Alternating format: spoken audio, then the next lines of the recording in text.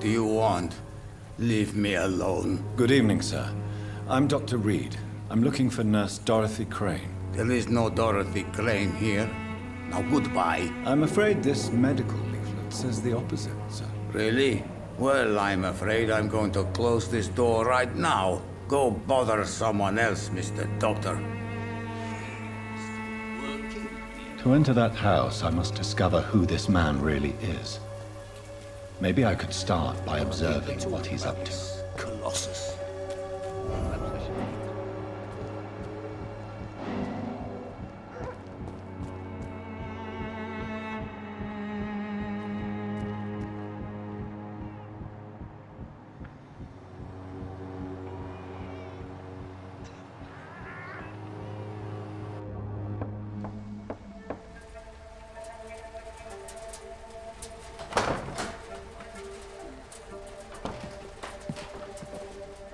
A strange man was at the door with a pass for our medical facility. I refused him entry. Darius, how could you know he didn't need our help? His clothes were too finely tailored to be for Whitechapel. Perhaps just a friend of that stray poet who is always about. Richard Nithercott? No, not of the same cloth, this man. I suspect some machination from that journalist. Clayton Darby. Is he still asking questions? Yes. I saw him drifting around St. Mary's Church. I swear he is tracking me just downwind.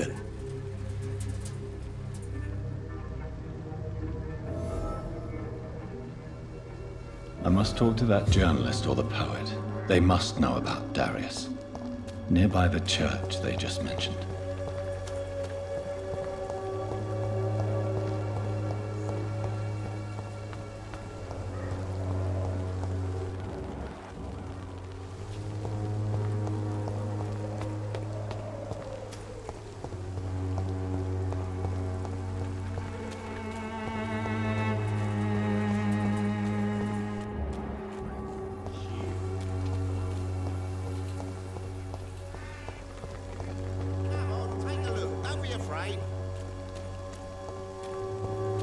Cheap price, good quality. Come on, take a look.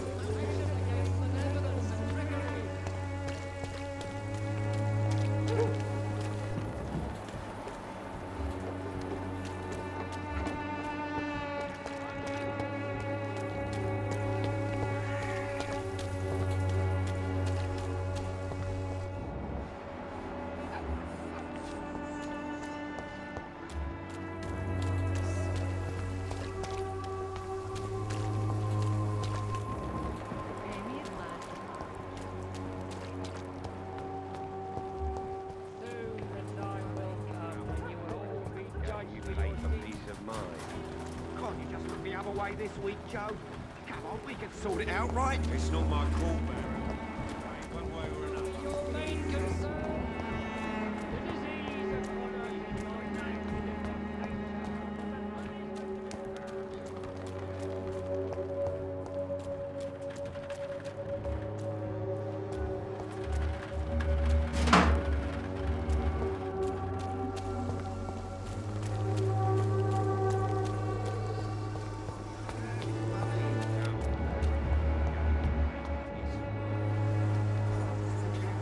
Good evening, Doctor. Can I help you? I heard you're investigating an underground medical dispensary in Whitechapel. What do you know about it? Not much, I'm afraid.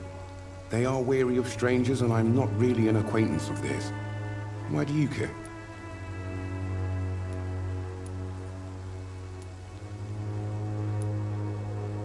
I'm afraid one of the nurses from the Pembroke Hospital may be involved with unsavory activities. Ah, could it be Dorothy Crane? Without a doubt, you are a damn fine journalist, Mr. Darby. What do you know of her accomplice, a man named Darius? I don't know much about the man. He's very cautious. Never goes out. Doesn't seem to have any friends or family. He has no relatives at all? No. Except for that strange man, a poet named Richard Nithercott, who sometimes comes by. Darius would never let him in. Where can I find this Mr. Nithercott? He spends most of his time lurking around Whitechapel, talking to himself or declaring verses. These days, you can usually find him behind the church. He never goes out. No. A few days ago, he unexpectedly did. I followed him, but it was just a ruse to keep me away from his house. Really? How do you know? He went to the nearest mailbox, but just before posting his letter, he ripped it up and threw it away. Goodbye, Mr. Darby. Farewell.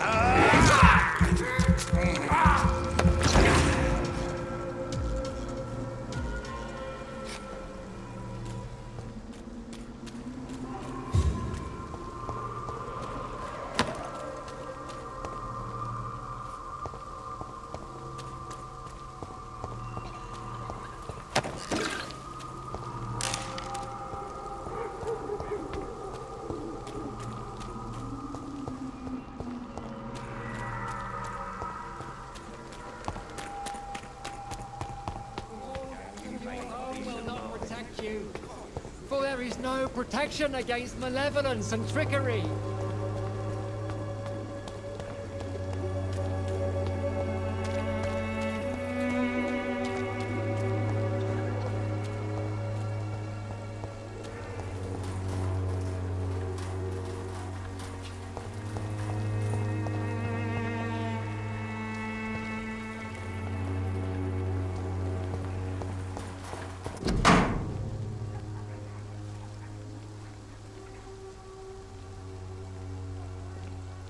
The content of Darius' letter to his children could give me more leverage to enter.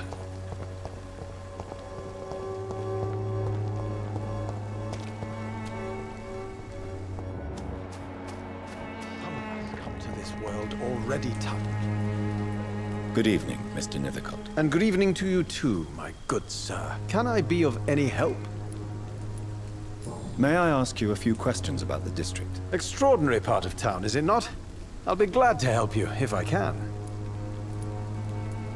I'm looking for Dorothy Crane, a nurse who lives in this vicinity. Dorothy Crane. Oh, I love the name. The Crane of Whitechapel. Sounds very mysterious. But, sorry, no, never heard of her. What can you tell me about an old man called Darius? Darius Petrescu? Yes, I know him.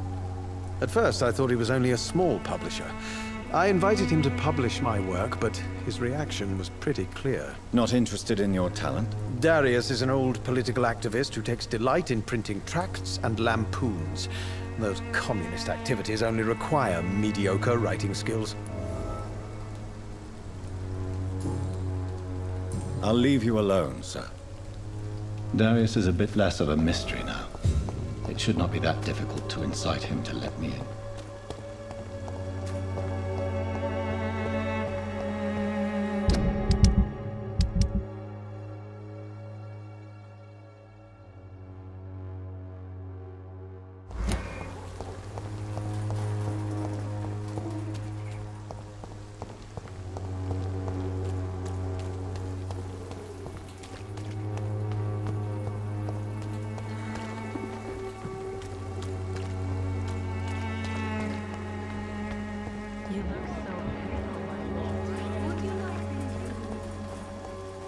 Cheap price, good quality. Come on, take a look. Don't be afraid.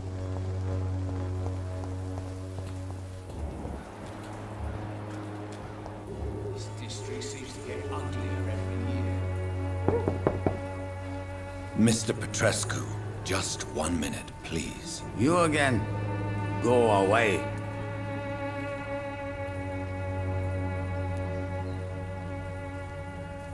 Sir, wait.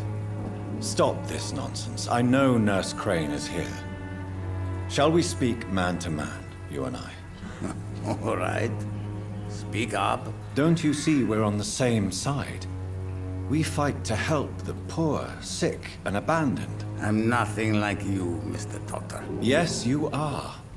You too believe in providing medical care without charge. You know what we have to sacrifice to make the world a better place. I have to admit your words have conviction. All right, I'll let you see Dorothea. Don't make me regret this, though.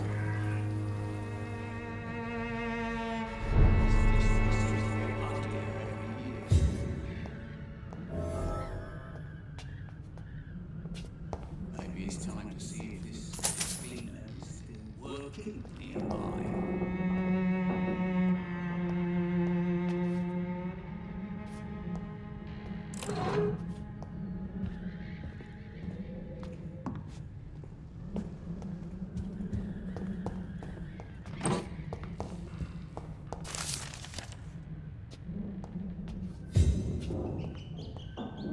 It's locked, all right.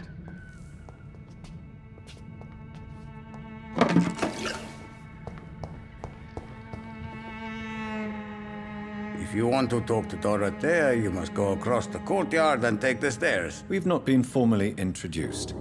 May I ask your name and occupation, sir? I am Darius Petrescu. I'm here to keep snitches and spies away from Dorothea. And I also run this little print shop.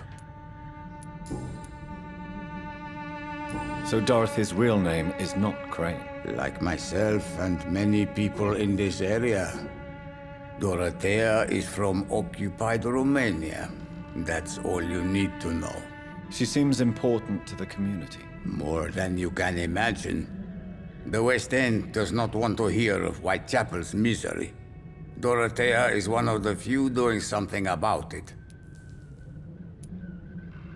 Tell me everything you know about Camellia, the mute florist. I do not believe in the afterlife, Doctor, but I'm almost convinced Camellia is an angel.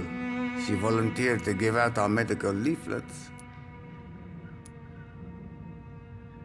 Are you not worried for her safety? She is as brave as she is tough, and clever, too. If only I had met her when I was younger. Are you in love with Camellia, Mr. Petrescu? Don't be stupid. If I had met her when I was younger, we could have won our revolution. Who is she, really? Do you know where she's from? She's not from around here, that's all we know. Camellia is not even her name. It's her favorite flower. You say she has no close family? Well, there's that awful poet who constantly follows her around like a lost puppy. A good man for sure, but a very poor writer.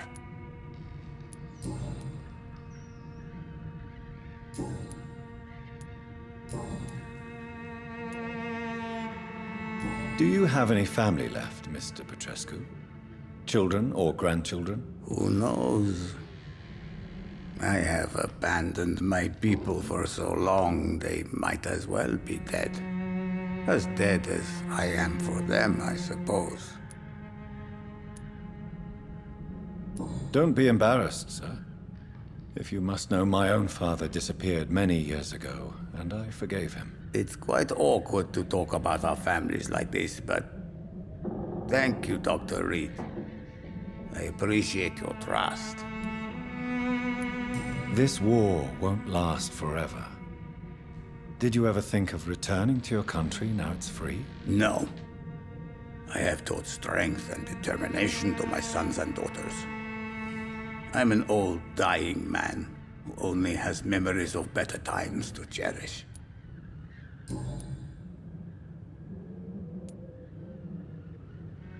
I know you fought for your country when it was occupied, Darius. Tell me more about it. I know my days are numbered, and I know I won't see my homeland again. But I fought for Romania all my life. and I will until my last breath. But Romania escaped the grasp of the Austro-Hungarian Empire. It's a free country again. But it's not the country I fought for. My homeland is not appeased, Doctor. And I still see a dark future ahead for my people. How did you meet Nurse Crane, Darius? Why does she trust you? I'm her oldest friend in England. Dorothea and I share many ideas about this country and about the country we left. You mean occupied Romania, don't you? Even if not directly, I fought against your enemies. Really? Then perhaps you have more in common with Dorothea than meets the eye, Dr. Reid.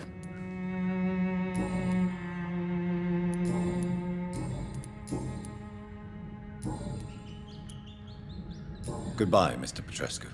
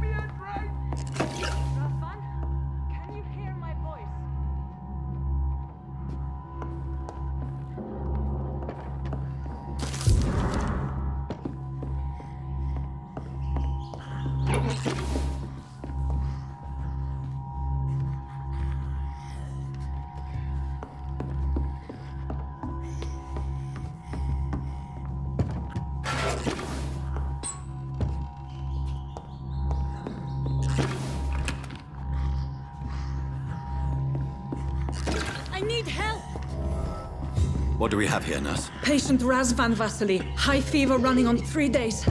Complaints of dizziness, muscle aches, and head pain. Diagnosed with influenza. Treatment? Aspirin and salicin for the fever and discomfort. Liquids for dehydration, but he's having trouble keeping even water down. Thank you, nurse. Anything else I should know? He did lose consciousness this morning, but he's never had convulsions like these. He's not convulsing, he's choking. He's not getting any air. Scalpel! Hand me that scalpel! What can I do, Doctor?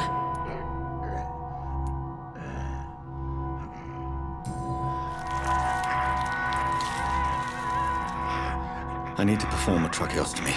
Short pipe. That rubber tube will do. We're going to cut a passage for air through the neck. Yes, Doctor. He's breathing again, but he's coughing up blood. Internal hemorrhaging. I need to make another incision into the chest cavity to drain the fluids from the lung. Prepare another tube. A thoracostomy? Doctor, we've nothing to fight the infection. We need an aseptic environment.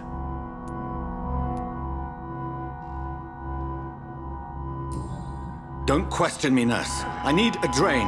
Now. Yes, Doctor.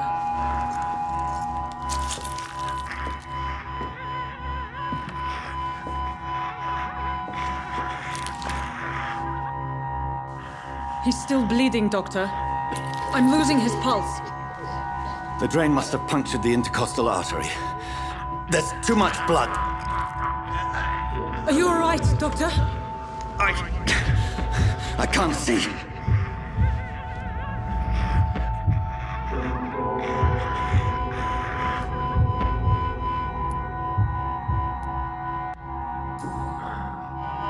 I must First, suture the artery. Find the wound. The source of the blood. Needle and thread, Doctor. Good. The stitches are holding. How's he doing? We're losing him. We've lost his pulse. He's dying, Doctor!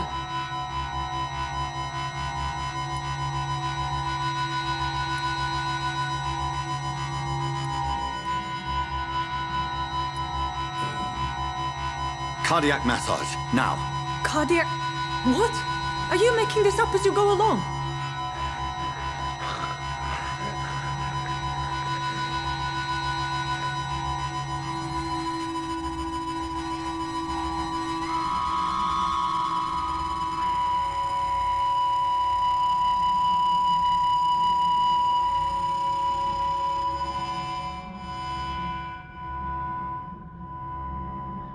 We've lost the pulse.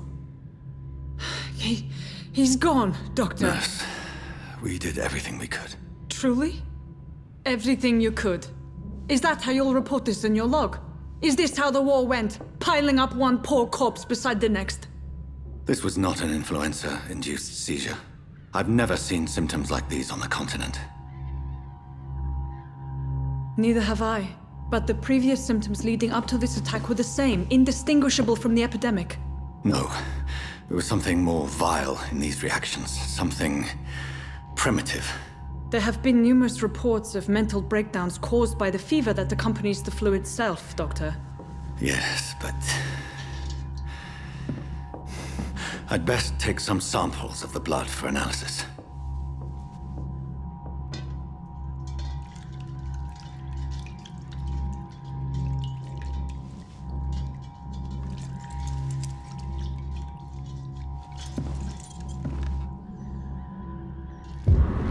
I doubt you're here to test my bedside manners.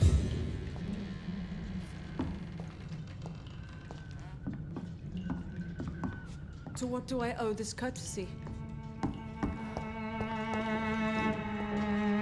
I suspect it was more than intuition alone that led you to us. So, how might I be of service, Dr. Reid?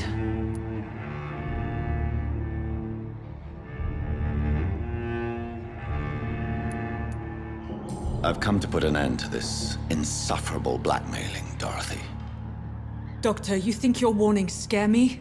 I've stolen and plied, blackmailed and lied, but what else am I to do? I'm all these people have. But why Lady Ashbury? Why her, of all people?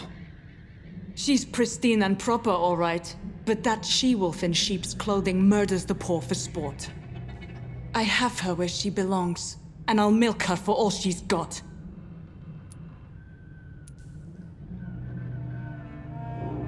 Dr. Swansea is a sensible and honest man. He wouldn't have refused your friend's care at Pembroke. It's easy for you to say, Doctor. These people cannot go to the police, nor to the hospital. They don't even speak English. They depend on me for everything. So, the end justifies the means. Is that your defense? I know you're kind, Doctor. Just another fine-heeled, silver-spooned gentleman who was given the world on a platter. You know nothing of poverty. Nothing of the shame, the hunger, the loneliness. You've convinced me of the sincerity of your actions and their noble justifications. But all the same, blackmail is a crime, and it will stop, Nurse Crane. So, are you going to turn me over to the authorities?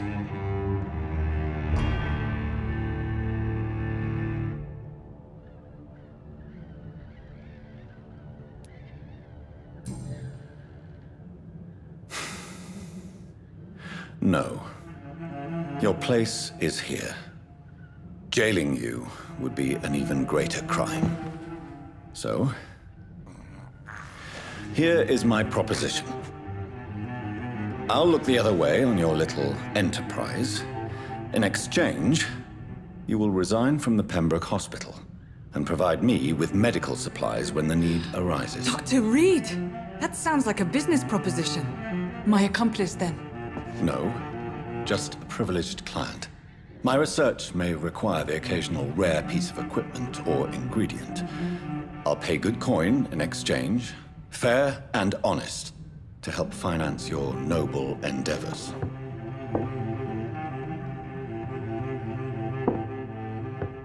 We have ourselves a deal, Doctor. Good customers are always welcome. Yes, Nurse Crane. We have a deal.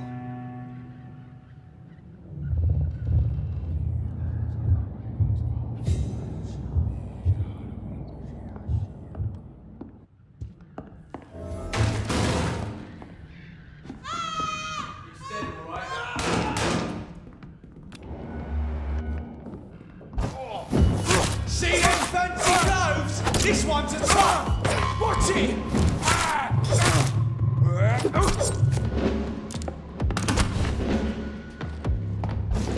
That's nothing!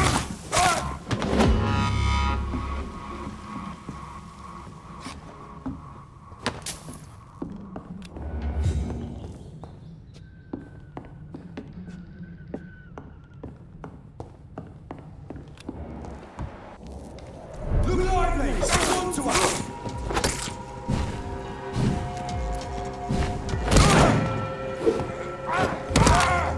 Pay for this! What's happening to you?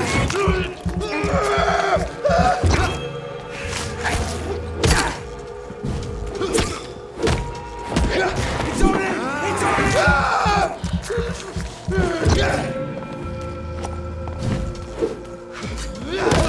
Steady, boys! We've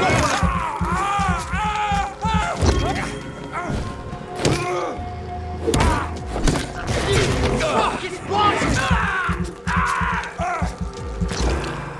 It's head!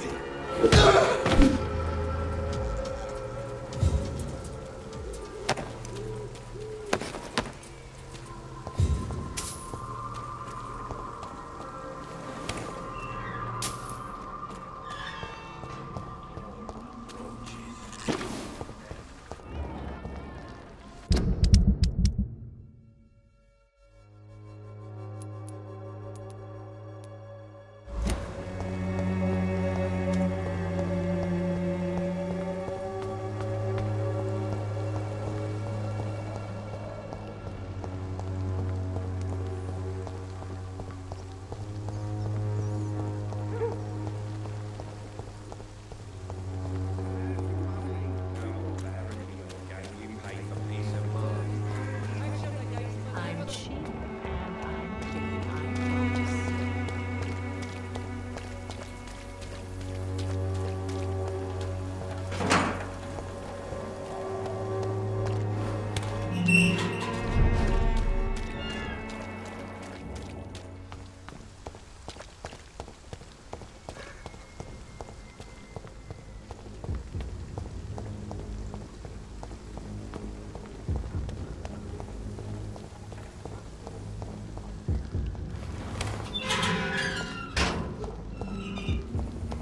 Human blood. Whoever left these marks did so deliberately.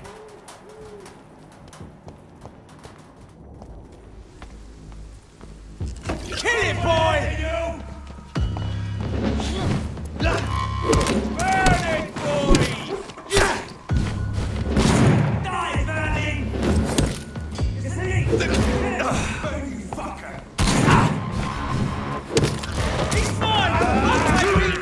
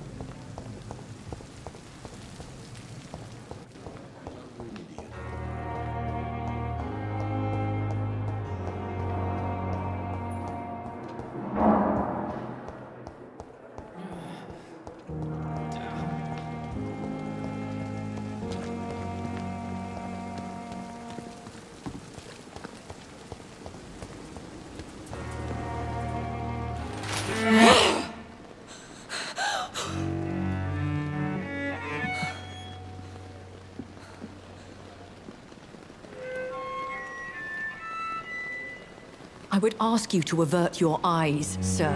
Or did you not know it was rude to stare? I knew it. Speak up, Dr. Reid. I like a man who speaks his mind.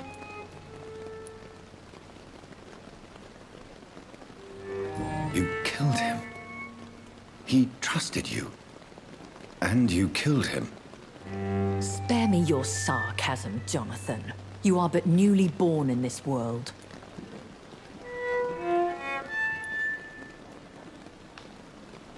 No need to apologize, my lady. I know exactly what you endure. The situation is somewhat awkward nonetheless. I have not been observed sustaining myself for many decades. I have to say I'm a trifle embarrassed. Anyway, I have concluded my inquiries concerning your blackmailer. I see. Please excuse my agitated state. Under normal circumstances, I wouldn't let anyone see me in this condition. I must confess I have not put an end to the blackmail, my lady. Unfortunately, I could not bring myself to do it. I'm so disappointed in you, Jonathan. I didn't expect this from you. Lady Ashbury, you yourself admitted how ridiculous the sum of money was. I can assure you, it was all used for charitable ends.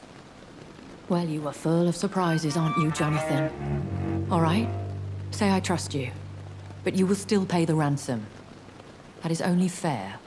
After all, it was you who failed to bring this problem to a satisfactory conclusion. I believe I could agree to that. And since a lady always keeps her promises, I will now answer any questions you may have.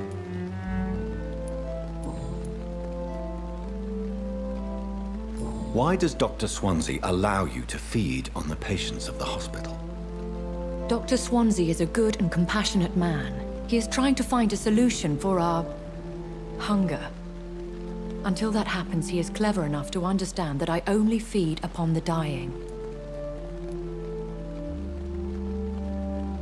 What do you know about this Brotherhood of St. Paul's Stole?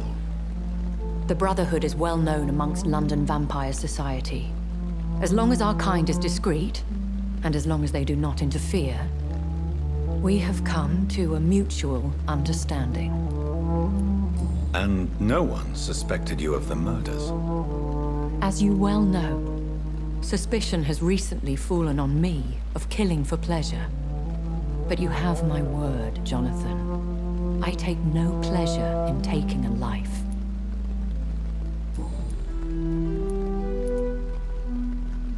Why did you save me in the canning factory? I could hardly stand by and watch such a promising young blood as yourself be torn to shreds by some gutter Skal. William Bishop wasn't the vampire that created me then? No, Jonathan. Whatever their strength and demeanor, Skals are the progeny of careless vampires. It cannot be the other way round. What type of vampire is a Skal? Not a true vampire. The deformed offspring of lesser vampires. It is a shame these creatures run wild, slaves to their baser instincts. I know this is beyond the pale, but may I inquire your age? Really? And I thought you were gentlemen. If you must know, I'm 27.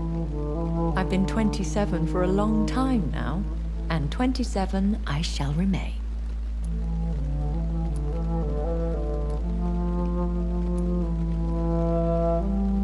Very well, but I believe there is more to this than you are saying. A lady has to have some secrets. And who bestowed upon you this eternal youth? My maker. He left this isle a long time ago.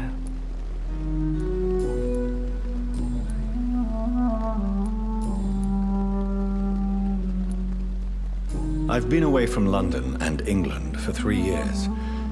This isn't the city I remember. Things have gone from bad to worse here, Jonathan. I've lived in this city for a long time, and I've never seen it like this. The Spanish flu has hit London that bad. Yes, but it's not just that. I've heard things. Things I've not heard for a very, very long time. There are whispers in the shadows. Something far worse than the Spanish flu is here in the city. What is it you fear? Fear has long since flown this form. But there is something malevolent circling us. I feel fear is merely waiting in the wings.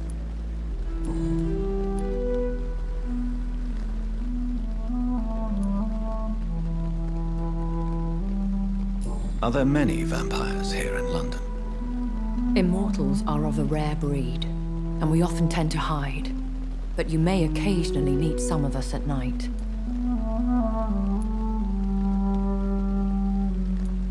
Will they all be as affable as you, my lady?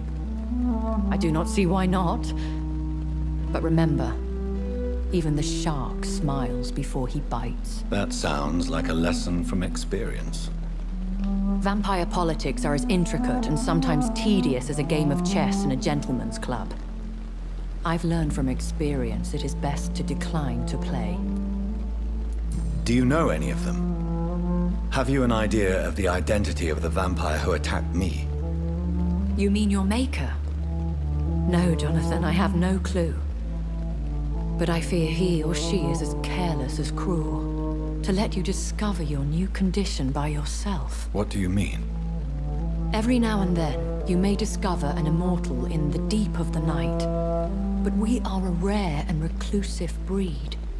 Our progeny is almost never accidental. When I awoke, changed, I was chased and attacked by vampire hunters. Prepared and well-trained. Though I can't be certain. More than likely, it was the once glorious Guard of Priwen. Once glorious, but still dangerous. They have seen better days, but all fanatics are dangerous. You would be wise to stay clear. They are sworn to destroy our kind. You make them sound like some sort of cult. More a society. And like all the best ones, a secret society. I thought them almost gone, but it seemed they have been recruiting.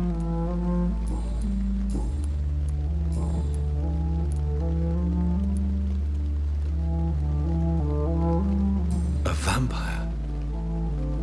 Is that what I am? What we are? Such a crude word, defined by penny dreadfuls and drunken hacks. No. You are now an Ekon, and that you shall remain. Are you an Ekon too? Yes, I am. We are the closest thing to what man refers to as vampires. Forget what you think you know about us. So we are Ekons. How can I identify us amongst other vampires? How to put it? All Ekon are vampires. But all vampires are not Ekon. We are but a branch of the immortal tree. I don't understand. Why was I created and then left for dead? That is a question only the one who made you can answer. It's not normal practice. I doubt even if you find him, he will answer you, considering how cruelly he treated you. So me being a vampire could have been a mistake. I very much doubt it, Jonathan. Contrary to the legends, it is not as simple to make another vampire by just biting someone. I'd like to avoid creating another vampire by mistake anyway. Tell me, how is it done? The process is dangerous. It could even kill your potential progeny. If you did decide to sire an offspring, they must drink of your blood, Jonathan.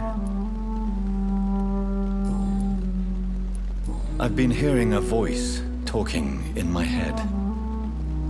Is this some kind of insanity? It feels like the voice of the vampire that created me. Hush. Tell no one this. It would be unwise to talk of such things amongst British immortals. Speak no more of your maker.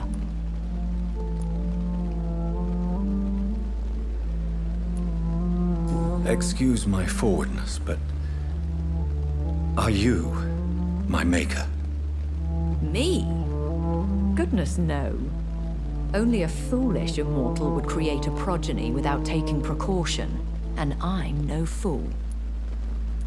How could this cause offense? Only the powerful immortals can mentally call to their progeny. No vampire or hunter will sleep easy, knowing that an unidentified elder is stalking the streets of London. I bid you farewell, for now, my lady. I must quickly analyze the blood I took from Nurse Crane's patient.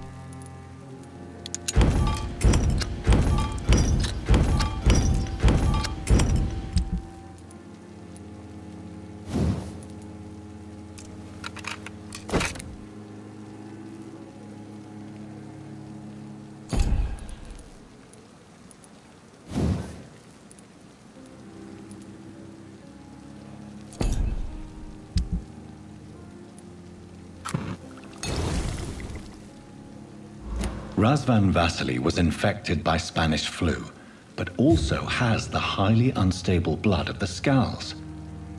Is the London vampire epidemic transmitted through the flu? I should talk to Dr. Swansea about it.